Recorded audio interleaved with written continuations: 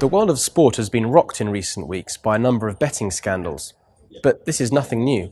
Indeed, 10 years ago, Professor Stefan Szymanski of Cass Business School wrote a paper outlining this problem and suggesting possible solutions, including the creation of a club competition in cricket. The Indian Premier League is seen as the natural result of this paper. I spoke to Stefan Szymanski to tell me about the long and sordid history of sports betting scandals.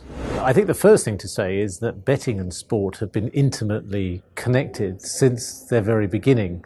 There was gambling on sport back in the ancient Olympics and back in the Roman amphitheatre and the Colosseum, and probably anywhere where sport has been played in history, there's been betting going on. But in particular, the foundation of cricket is associated with gambling. In the beginning of the 18th century, it was very popular for aristocrats both to play cricket and to bet on the outcome of cricket. And they would pay their employees, in fact, to do the bowling for them and fielding. They would bat, and then they'd bet against their aristocratic rivals on the outcome of the game.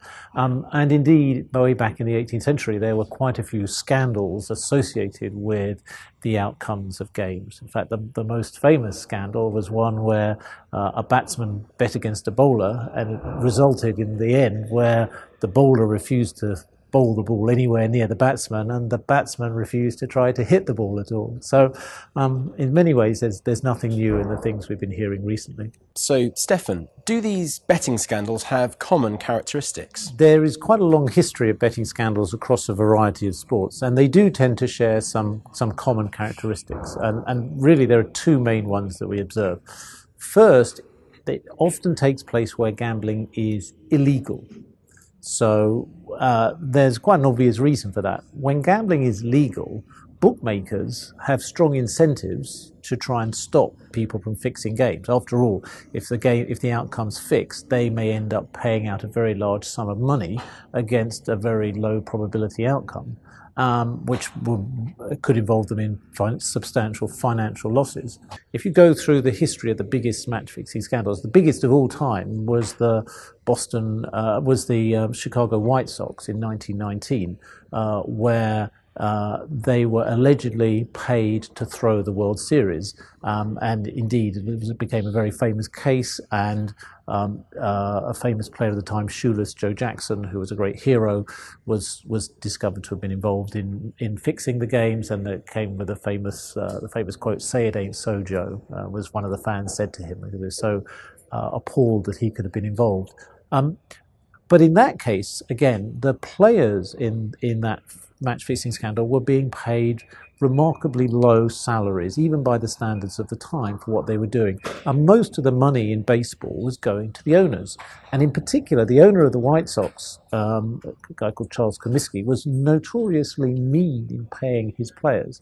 And that's one of the reasons why the players felt it was justified somehow to fix the game. Now, I'm not saying that cheating can ever be justified in that way, but the players certainly felt that they had, in some sense, an entitlement to get something back from a very mean owner.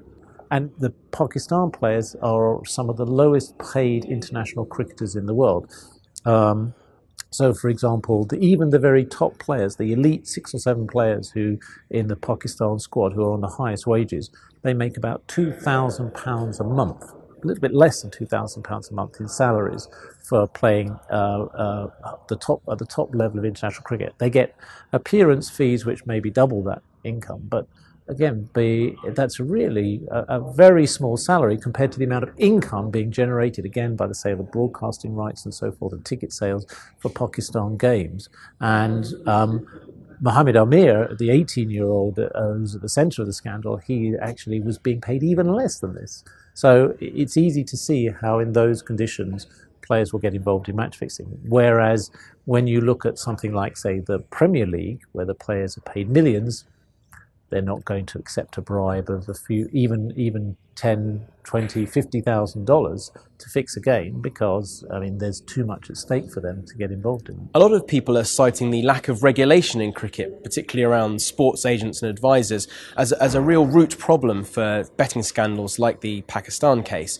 Do you think increased regulation is the answer? One of the problems that arises when there's match-fixing scandals, well, my argument would be the following, that match-fixing arises usually when the game is being poorly run and the incentives are not balanced in the right way. And one of the things that should happen is, firstly, gambling has to be out in the open, and secondly, the players have to be paid a fair wage.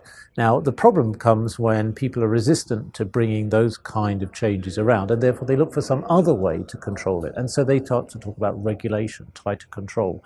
But I'm not sure that that is ever going to change the fundamental situation, the fundamental problem that the players have a big incentive, and it's very hard to monitor cheating when the gambling is illegal. So it's possible to put in all sorts of regulators, but another question you have to ask is, will those regulators be honest? I mean, how do you ensure that you have honest governance rather than corrupt governance? In fact, many people would say that the problem is that in these sports, the governance of itself is corrupt, and that therefore means that it's very hard to make the game play create a situation where the game can be played in a more honest way. In the US, Pakistan and India, there are political and cultural reasons behind the attitudes towards betting.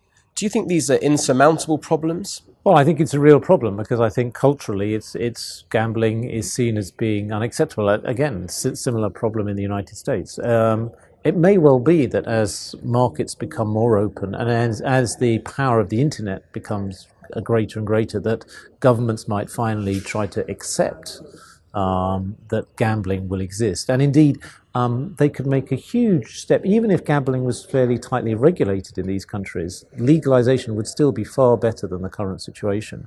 So these governments might also at some point recognize that there's a very large revenue for the government to be generated from gambling, which is no small consideration in these difficult times. So maybe governments could be persuaded to recognize, accept gambling, although it's a difficult problem. Stefan, you've already mentioned a number of solutions, but what would you see as the key issue in preventing betting scams like this taking place in the future? The real problem in cricket is the fact that the main source of income for the players traditionally has been their national governing body through playing international matches.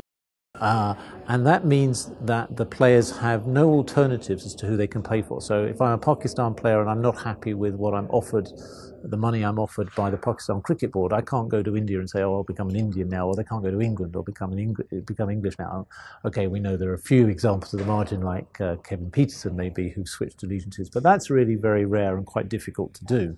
So that has meant that the boards have been able to keep the player wages down, and they've been using that money to subsidise the development of cricket and use it for other good causes. So they're very reluctant to raise the wages of the players to a competitive level.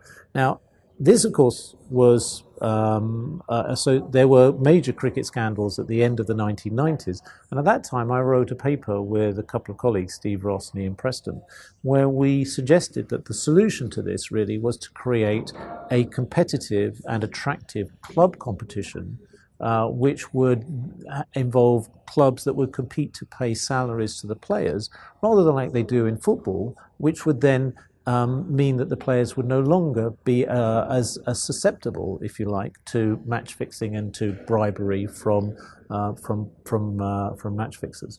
And we actually outlined a structure for that competition, and subsequently many people have seen the Indian Premier League as being in some sense the natural outcome of that argument. And in some cases, we've actually been given credit for creating the idea of the Indian Premier League, although I think that's probably going a little bit too far. But certainly one thing that the Indian Premier League has done has been to raise the salary of many players. And although there are allegations of match fixing in the Indian Premier League, I, for one, think it's quite unlikely that that's a serious problem there, certainly amongst the elite players, because they're being paid so much money. It's really not in their interest to try and get even more money and risking their reputation in a scandal there.